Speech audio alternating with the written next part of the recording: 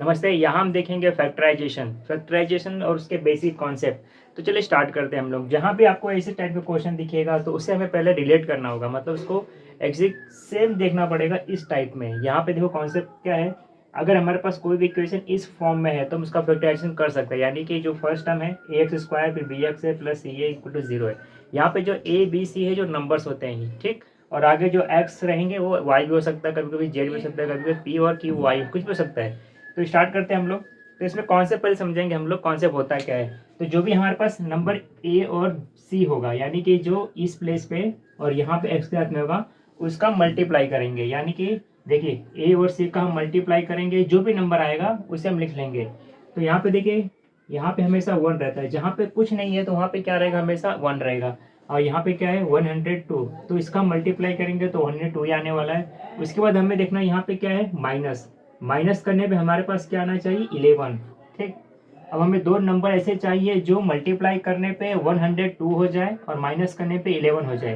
ये ढूंढना थोड़ा मुश्किल है, बट इसके लिए मैं ट्रिक लगाया हूँ और इसके लिए मैं और जिसके लिए मैं जाना चाहता हूँ ट्रिक के लिए। तो यहाँ पे देखिए हम करना क्या है, जो भी नंबर दिया गया मल्टीप्लाई करने पे उसका हम निकालेंगे फैक्टर।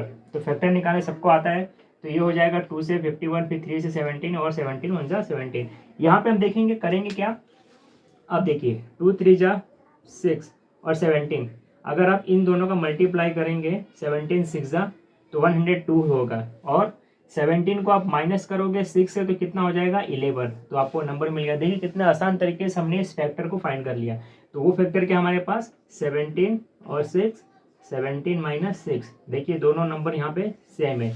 तो अब हम यहाँ पे क्या करेंगे, देखिए एक्स स्क्वायर को हम यहाँ पे ऐसे ही लिख देंगे। हमें सिर्फ इसको चेंज करना है, जो 11 है वहाँ पे हम क्या लिखेंगे 17 माइनस 6। तो 17 माइनस 6 एक्स माइनस 102, हमने सिर्फ यहाँ पे 11 को चेंज किया है। अब देखिए इस ब्रैकेट को हम हटाएंगे, बाहर ब्रैकेट का साइन माइनस है, तो यहाँ पे क्या हो जाएगा एक्स का स्क्वायर माइनस ये 17 भी क्या हो जाएगा माइनस में। अब यहाँ का जो ब्रैकेट में x है यहाँ पे है वो भी मल्टीप्लाई दोनों में हो जाएगा, तो 17x। अब ये माइनस है, ये माइनस को क्या कर देगा प्लस, और ये हो जाएगा 6x माइनस 102। देखिए अब क्या करेंगे हम, यहाँ पे हम ग्रुप बना लेंगे दो नंबर का, ठीक। यहाँ तक समझ में आ गया आपको।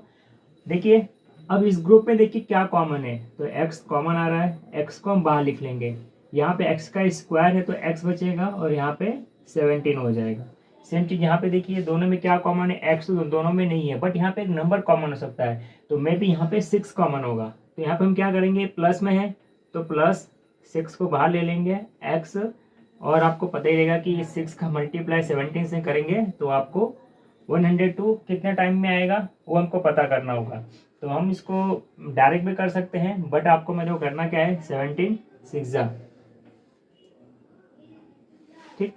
तो 17 6 जा क्या हो जाएगा 102, तो यहाँ पे हो जाएगा 17।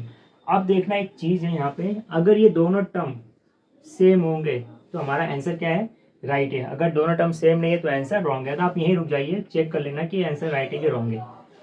अब हम क्या करेंगे x माइनस 17, इसको हम एक बार लिख लेंगे, दोनों में सेम था, और x प्लस 6 इसको लिख लेंगे, और ये हमारा आंसर है। आंसर यहाँ पे ख़त्म नहीं हुआ, आपको अगर बुक में दिया गया रहेगा ये तो ये भी सही है।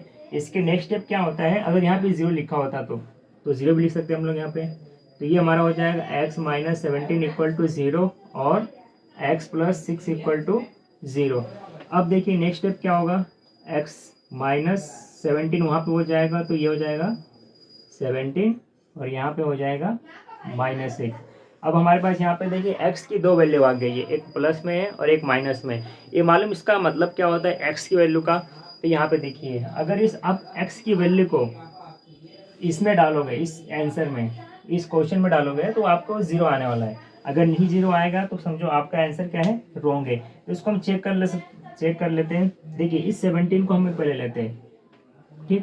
तो x का स्क्वायर है तो 17 का स्क्वायर क्या हो जाएगा, 17 का स्क्वायर क्या हो जाएगा बताइए फटक से, नहीं पता ना। तो मेरे पास मैं एक वैदिक में ट्रेनर हूँ, मैं लोगों को सिखाता हूँ कि स्क्वायर कैसे क्यूब कैसे निकाला चुटकियों में। तो चलिए ये भी सिखा देता हूँ मैं। यहाँ पे जब आया है स्क्वायर का टर्म, देखिए आप 17 का मल्टीप्लाई करोगे स्क्वायर निकालने के लिए, कुछ इस तरह से। ठीक, आपको ये करना ही नहीं है, आपको जो करना क्या है, 17 का स्क्वायर निकालना है। आप यहाँ पे 3 लाइन ऐसे बनाओगे। अब इस 7 का स्क्वायर निकालोगे तो क्या हो जाएगा 49। ठीक, अब इन सभी नंबर को मल्टीप्लाई कर दो, 7 2 ज़ा 14, 14 1 ज़ा 14।